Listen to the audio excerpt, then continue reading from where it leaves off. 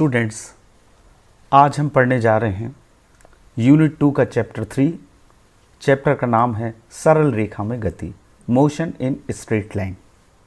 तो चलिए देखते हैं आज के इस चैप्टर में हम क्या क्या पढ़ेंगे।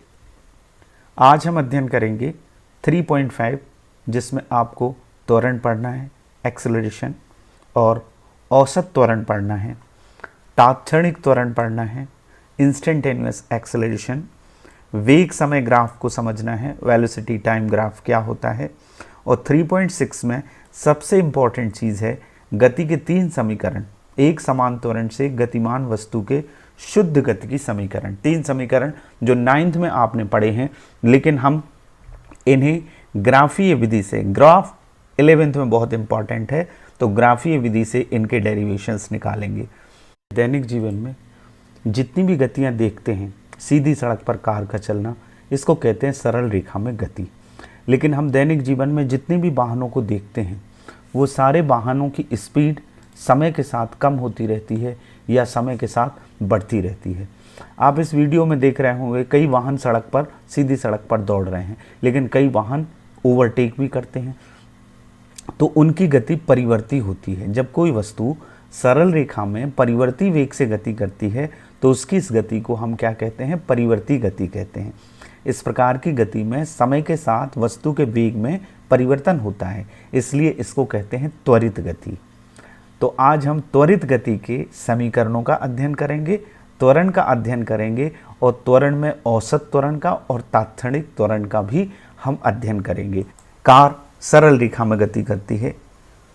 यदि सीधी सड़क पर वो चल रही है, इसका मतलब है उसका मोशन सरल रेखा में हो रहा है।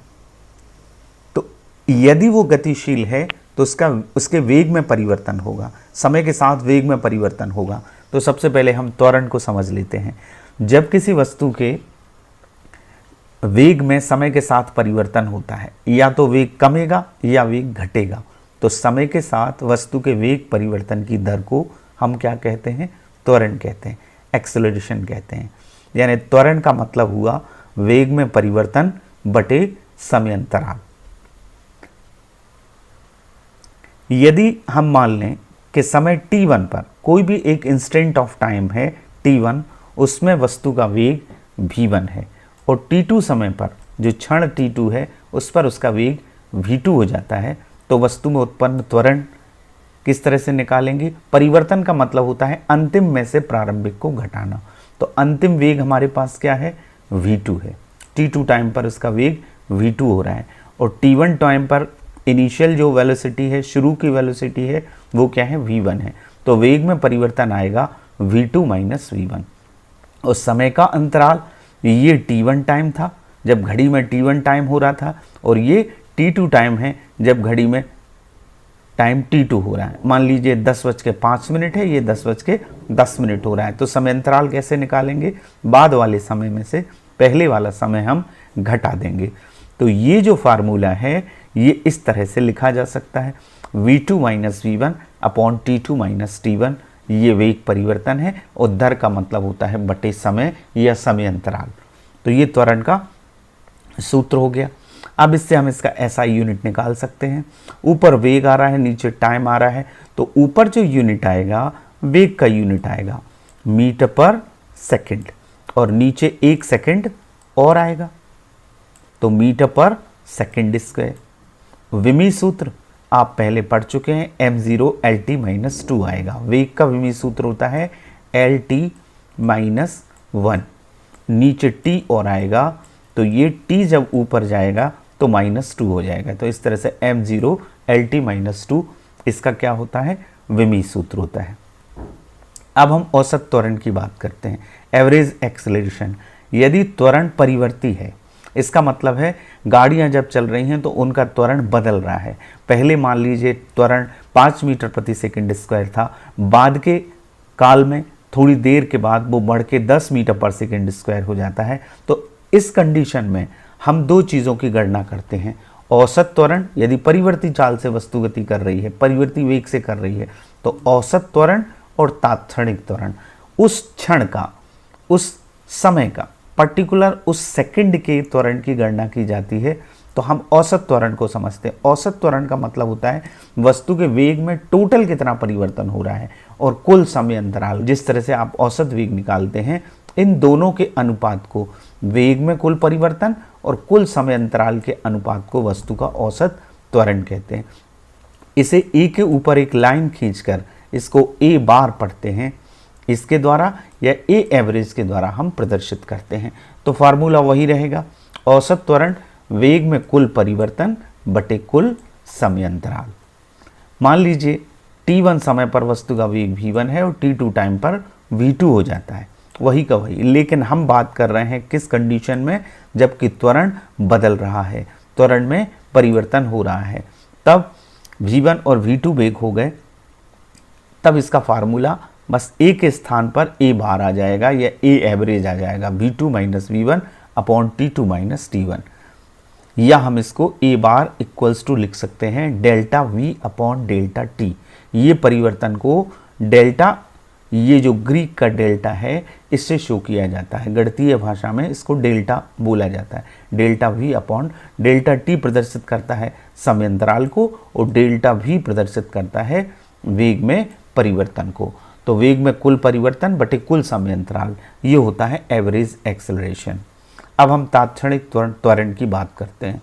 देखिए, जब किसी वस्तु, कोई वस्तु परिवर्ती गति की दशा में है, यदि उसका त्वरण बदल रहा है, त्वरण बार बार बदल रहा है, वेग में परिवर्तन की दर बदल रही है, तो उस किसी क्षण विशेष पर उसका त्वरण जो निकाला जाता है उसको कहते हैं इंस्टेंटेनियस एक्सेलरेशन या तात्क्षणिक त्वरण उसको कहते हैं।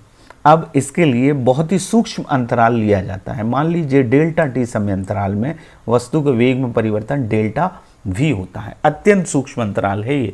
तो वस्तु के तात्क्षणिक त्वरण को परिभाषित करते हैं इससे, ए बराबर होगा limit delta T tends to 0, इसको पढ़ते हैं टेंस टू 0, जब डेल्टा टी 0 की तरफ जा रहा है, यानी ये जो टाइम है बहुत ही अल्प है, बहुत न्यून है, बहुत छोटा है। लिमिट का मतलब ये है delta V upon delta T, इसको लिखते हैं D V upon D T. अब ये D V upon D T जब नेक्स्ट चैप्टर आपका आएगा समतल में गति, तब आप अवकलन पढ़ेंगे। ये गणित में अवकलन है, वेग का टी के सापेक्ष अवकलन यदि हम निकालें तो परिवर्ती गति में हम इंस्टेंटेनियस एक्सेलरेशन को निकाल सकते हैं। यदि वेग का टाइम के फलन में हमें कोई इक्वेशन दिया है, टाइम के रूप में हमें कोई इक्वेशन दिया है, तो उसका हम टी के सापेक्ष अवकलन करें तो हम तात्क्षणिक त्वरण को निकाल सकते हैं, उस क्षण का त्वरण निकाल सकते हैं। तो तात्क्षणिक त्वरण का मतलब अल्प समय अंतराल डेल्टा टी में वेग परिवर्तन यदि डेल्टा वी है तो ये उसका इंस्टेंटेनियस एक्सेलरेशन होता है।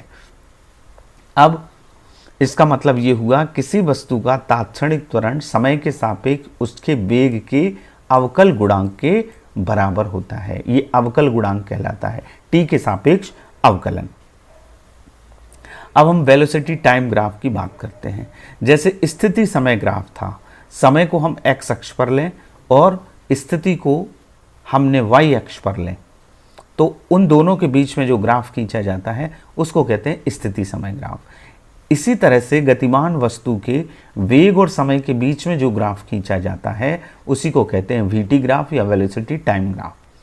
नाम से ही स्पष्ट है, वेग और समय के बीच खींचा गया ग्राफ। समय के साथ वेग में परिवर्तन हो रहा है तो हम वेग को लेंगे वाई अक्ष पर और समय को लेंगे एक्स अक्ष पर। तो इसमें जो ग्राफ खींचा जाता है उसको कहते हैं वेग समय ग्राफ। देखिए इस तरह से होता है, मान लीजिए कोई वस्तु एक समान गति में है। एक समान गति से मतलब है पहले सेकंड में भी उसका वेग 6 मीटर प्रति सेकंड है, दूसरे सेकंड में भी उसका वेग 6 मीटर प्रति सेकंड है, तीसरे में भी उसका वेग 6 मीटर प्रति सेकंड है। तो एक समान गति में वेग समय ग्राफ एक समय अक्ष के समानांतर एक रेखा के समान आता है। समय अक्ष के समानांतर एक रेखा, देखिए आप पहले सेकंड में 6 मीटर पर सेकंड, दूसरे सेकंड में 6 मीटर पर सेकंड, तीसरे सेकंड में भी 6 मीटर पर सेकंड। तो एक समान गति में जब वस्तु के वेग में परिवर्तन नहीं होता, वो एक समान वेग से चलती है, तो जो वेग समय ग्राफ आता है वो एक समय अक्ष के समानांतर एक रेखा आती है।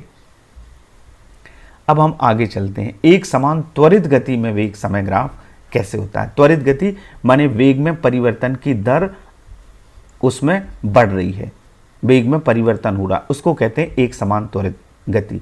मतलब कोई वस्तु एक समान त्वरण से गति करती है तो समान समय अंतराल में वस्तु के वेग में समान परिवर्तन होता है। वेग बदल सकता है लेकिन वेग में परिवर्तन की दर समान होती है। समान समय में वस्तु के वेग में परिवर्तन समान होता है। इस गति में यदि समय t को x अक्ष पर लें और वेग को y अक्ष पर लें और एक ग्राफ खींचें तो वो भी एक सरल रेखा प्राप्त होता है। यही एक समान त्वरित गति में वेग समय ग्राफ होता है। किस तरह से होता है वो हम इसमें ग्राफ में देख लेते हैं। इस तरह से एक स्ट्रेट लाइन आती है। यदि किसी वस्तु का वेग में परिवर्तन, समय के साथ परिवर्तन बराबर, वेग अलग अलग हो सकते हैं लेकिन जो त्वरण आएगा वो बराबर आता है। इसका हम उदाहरण देख लेते हैं। एक समान त्वरित गति कौन सी होती है, जैसे गुरुत्व के अधीन स्वतंत्रता पूर्वक कोई वस्तु नीचे की ओर गिरती है तो गुरुत्वीय त्वरण होता है। इसमें वेग में परिवर्तन की दर यानी गुरुत्वीय त्वरण बराबर होता है 9.8 मीटर पर सेकंड स्क्वायर। गुरुत्वीय त्वरण क्या होगा, बराबर होगा। तो ये उदाहरण है एक समान त्वरित गति का, यूनिफॉर्मली एक्सेलरेटेड मोशन। इसमें इस तरह से ग्राफ आता है, एक स्ट्रेट लाइन आती है क्योंकि वेग में परिवर्तन की दर समान होती है। समान समय अंतराल में वस्तु के वेग में परिवर्तन समान होता है। तो ये तो होता है वेग समय ग्राफ। अब हम बात करते हैं शुद्ध गति की समीकरण की। ये बहुत इंपॉर्टेंट है। तो पहला समीकरण है v = v0 at, या हम इसको इस तरह से भी लिखते हैं v = u + at। इसको हमें निकालना है। इन चीज़ों के पहले मतलब आप लोग समझ लें। इस v का मतलब है अंतिम वेग, स्मॉल t समय के पश्चात जो वेग है वो v है। v0 का मतलब है प्रारंभिक वेग जबकि t की वैल्यू 0 है। तो यहाँ पर u प्रारंभिक वेग लिया गया है। a का मतलब है एक्सेलरेशन, त्वरण जो उसमें उत्पन्न हो रहा है, और t टाइम है। इसी तरह से यहाँ प्रारंभिक वेग u, अंतिम वेग v, त्वरण a और t टाइम। ये और ये एक ही बात है। तो हम इसको ग्राफ से कैसे निकालेंगे, चलिए देखिएगा। देखिए हमने पढ़ा है कि एक समान त्वरित गति में वेग परिवर्तन की दर नियत होती है, त्वरण समान होता है। वेग परिवर्तन की दर क्या होगी, नियत रहती है। त्वरण नियत रहेगा तो वेग समय ग्राफ, अभी हमने इसकी बात की, किस तरह का आएगा, एक सरल रेखा आएगी जिसकी प्रवणता, ये नया शब्द है प्रवणता, ढाल त्वरण के बराबर होती है। ढाल का मतलब होता है झुकाव। देखिए इस डायग्राम को देखिए, ये एक सरल रेखा आ रहा है। समय अक्ष के साथ वो जितना कोण बनाती है ये सरल रेखा, वेग समय ग्राफ का समय अक्ष के साथ जो झुकाव होता है, जो कोण बनता है, उसको कहते हैं उसकी ढाल। और ये निकाली जाती है tan थीटा से। यहाँ यदि हमें थीटा निकालना है तो इस प्रवणता को tan थीटा से निकालते हैं। tan थीटा लंब बटे आधार BC बटे AC होगा। तो ये याद रखें कि वेग समय ग्राफ यदि सरल रेखा है एक समान त्वरित गति में तो उसकी प्रवणता यानी ढाल tan थीटा a के बराबर होगी। प्रवणता का मतलब क्या होगा, tan थीटा। ये जो झुकाव है इस सरल रेखा का, इस समय अक्ष से जो झुकाव है उसकी टेंजेंट, इसको कहते हैं प्रवणता। BC/AC, इससे इसका ढाल निकलेगा। ये जो ढलान हमको निकालना है उसमें हमें टेंजेंट निकालनी पड़ेगी। तो ये टेंजेंट काहे के बराबर आती है, त्वरण के बराबर आती है। इसको आप ध्यान रखिए। अब हम क्या करेंगे, ये ट्राइंगल आप देख रहे हैं, ये एक VT ग्राफ है। इसको जरा समझ लीजिएगा। t = 0 पर वेलोसिटी क्या है, v0 है, यानी प्रारंभिक वेग v0 है। और t बराबर जब स्मॉल t टाइम हो गया तब वेग बढ़ के क्या हो गया, v हो गया। तो हमने इन दोनों के बीच में एक ग्राफ खींचा तो ये सरल रेखा आई। एक लंब हमने डाल लिया BD और यहाँ से एक लंब ये डाल दिया। ठीक है। तो यहाँ ABC जो ट्राइंगल है, राइट ट्राइंगल, समकोण त्रिभुज है, इसमें tan थीटा हम निकालेंगे तो लंब बटे आधार। तो ये BC लंब है और AC आधार है। तो tan थीटा बराबर क्या आएगा, BC बटे AC। अब हम इस पूरे ग्राफ से VC की वैल्यू निकालें। तो यहाँ देखिए आप BC इतना है, यहाँ से लेके यहाँ तक BD है। BD में से यदि हम इतने हिस्से CD को घटा देंगे तो BC हमारी आ जाएगी। तो ऊपर आ जाएगा BC की जगह BD माइनस CD। और ये क्या है? AC। AC किसके बराबर है? OD के बराबर है। तो AC की जगह हम OD रख सकते हैं। अब आप देखिए BD CD जो है वो OA के बराबर है। तो OA कितना है? ये V0 है, V0 है। तो OA की जगह क्या आएगा? V0 आएगा। BD हमारा क्या है? V है। यहाँ से लेके यहाँ तक क्या है? V है। ये वेलोसिटी आ रही है यहाँ पे। तो यहाँ VD क्या है? हमारा V है। तो हम ऊपर लिखेंगे इसमें V माइनस V0। ये सफिक्स 0 है। V0। V किसकी वैल्यू? BD की। V0 किसकी वैल्यू? इस OA की। तो ऊपर आएगा V माइनस V0। मैंने यहाँ लिख भी दिया है कि BC की वैल्यू V माइनस V0 आएगी। और OD क्या है? OD ये यहाँ टाइम T है, ये वाला टाइम T है और ये T0 है। तो समय अंतराल आएगा T माइनस T0। तो OD की वैल्यू आएगी T। अब ये जो tan थीटा है उसको हमने बताया कि प्रवणता A होती है। tan थीटा की वैल्यू क्या होती है? A होती है, त्वरण होती है। तो A बराबर हो जाएगा V minus V0 upon T। इसका तिर्यक गुणा कर दीजिए A और T का। तो ये आ जाएगा AT बराबर V माइनस V0। इस V0 का यहाँ पक्षांतर कर दीजिएगा। तो V इजक्वल टू आएगा V0 प्लस AT। इसी को हम लिखते हैं V is equal to U plus AT। यदि हम V0 को U मान लें, प्रारंभिक वेग को U मान लें, तो यही समीकरण V बराबर U प्लस AT होता है।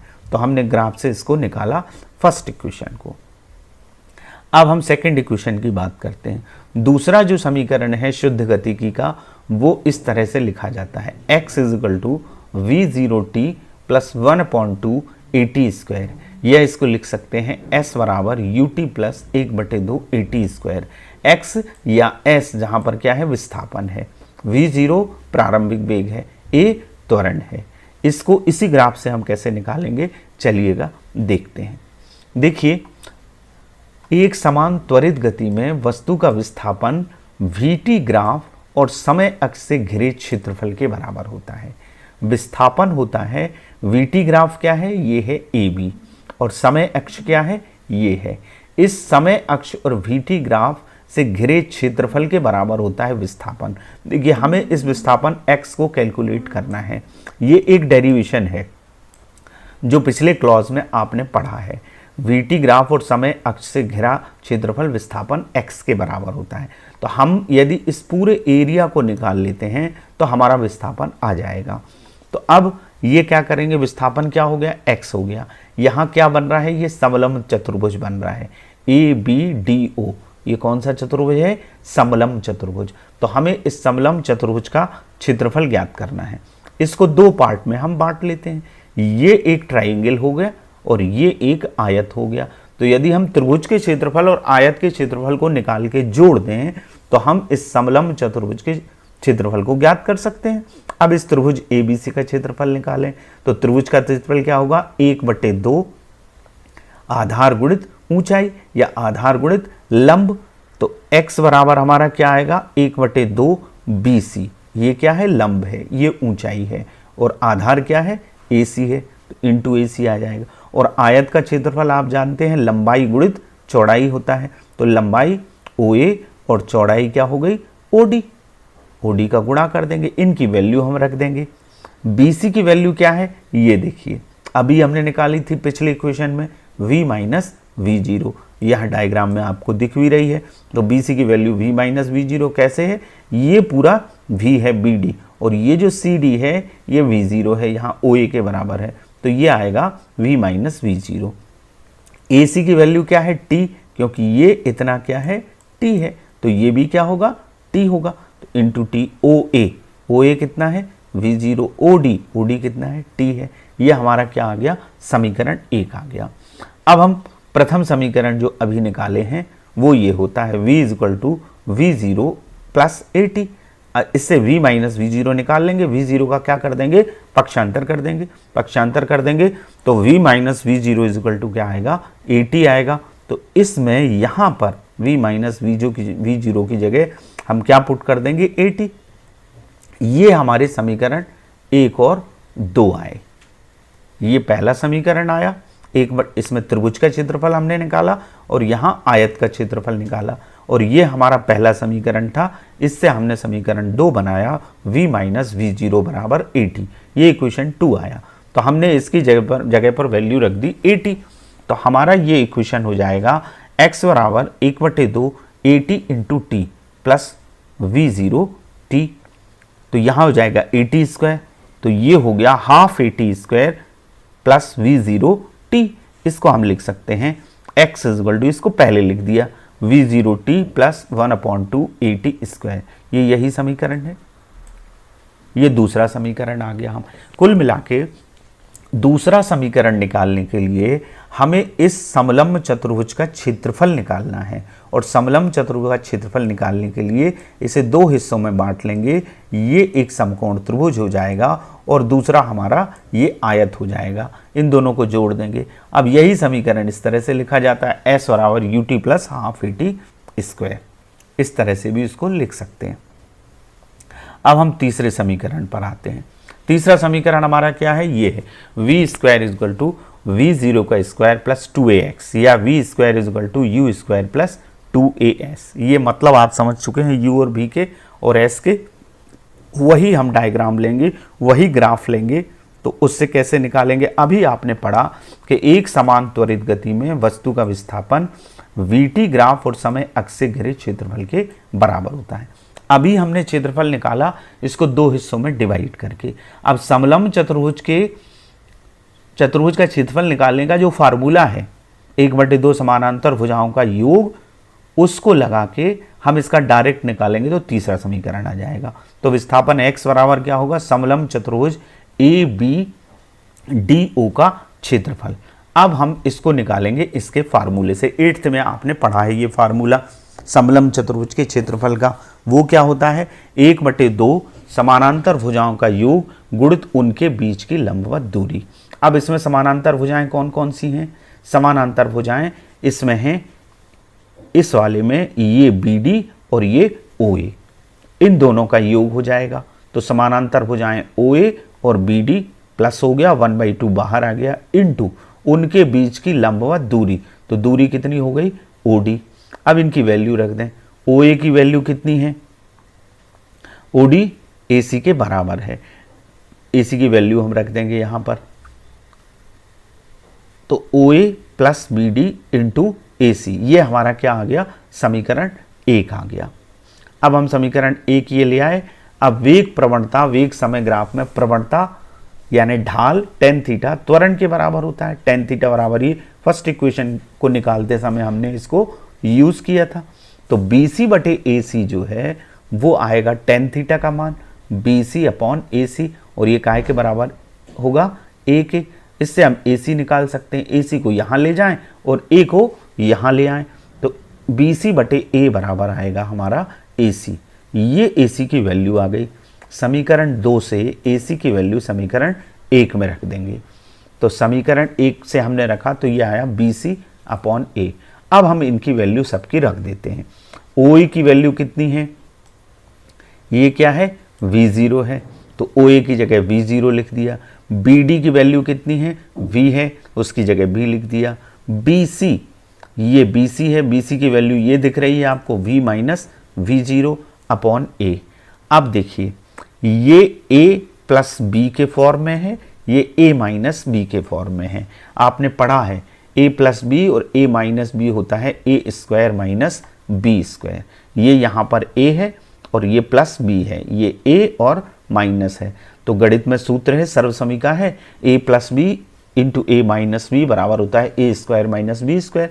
तो ये हो जाएगा V स्क्वायर माइनस V0 का स्क्वायर, और ये 2 और A का गुणा होगा तो नीचे क्या आ जाएगा 2A। इसका हम कर देंगे क्रॉस मल्टीप्लिकेशन 2AX, तो ये आ जाएगा 2AX बराबर V0 V square minus V0 का स्क्वायर।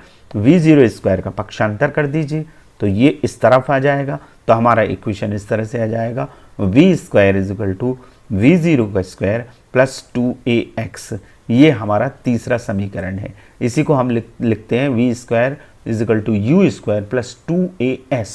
यदि विस्थापन को हम s मान लें और प्रारंभिक वेग को u मान लें तो सारे समीकरणों में x की जगह s आ जाता है और v0 की जगह u आ जाता है। तो इस तरह से ये तीसरा समीकरण हमने निकाला। प्रिय विद्यार्थियों, आज हमने निम्न अवधारणाओं को आज के इस लेक्चर में समझा। त्वरण, औसत त्वरण और तात्क्षणिक त्वरण। दूसरी चीज़ हमने समझी वेग समय ग्राफ, वीटी ग्राफ, और ग्राफीय विधि से शुद्ध गतिकी के समीकरणों को व्युत्पन्न किया। ये 3 समीकरण हैं। पहला समीकरण हमने किया v is equal to v0 plus AT, इसको v is equal to u plus AT भी लिखते हैं, इसे आप ध्यान रखें। 9th में भी आपने किए हैं, लेकिन हमने 11वीं में ग्राफीय विधि से इनको करना है और साथ ही कलन विधि से भी इसको करना है, कैलकुलस से करना है। दूसरा समीकरण हमने किया x is equal to v0t plus 1/2 AT square, या इसको इस तरह से भी लिख सकते हैं s is equal to ut plus 1/2 AT square. x की जगह s आएगा विस्थापन। और तीसरा समीकरण हमने किया v square is equal to v0 square plus 2ax, या इसको हम लिखेंगे v square is equal to u square plus 2as। आशा है कि आपको समझ में आए होंगे। आप अपनी भौतिकी के भाग 1 के पृष्ठ क्रमांक 45 से 48 को गंभीरता से पढ़ें और अपने शिक्षक का मार्गदर्शन लें। तो आज हमने शुद्ध गतिकी के 3 समीकरण पढ़े। आपके अभ्यास के लिए कुछ प्रश्न हैं, इनको आपको करना है और अपने शिक्षक की मदद लेना है इस चैप्टर को समझने के लिए। पहला प्रश्न है त्वरण की परिभाषा, मात्रक एवं विमेय सूत्र लिखिए। दूसरा औसत त्वरण और तात्क्षणिक त्वरण को समझाइए। तीसरा ग्राफीय विधि से शुद्ध गतिकी के समीकरणों को व्युत्पन्न कीजिए। पहला, दूसरा और तीसरा समीकरण, v बराबर u प्लस AT, दूसरा s बराबर ut plus half AT square, तीसरा v square is equal to u square plus 2as। यदि s को हम x माने तो सब जगह x आ जाएगा और प्रारंभिक वेग को v0 हम लिख सकते हैं। तो इस तरह से आपने आज सरल रेखा में गति के 3.5 और 3.6 को पढ़ा। आपको समझ में आया होगा। Thank you very much.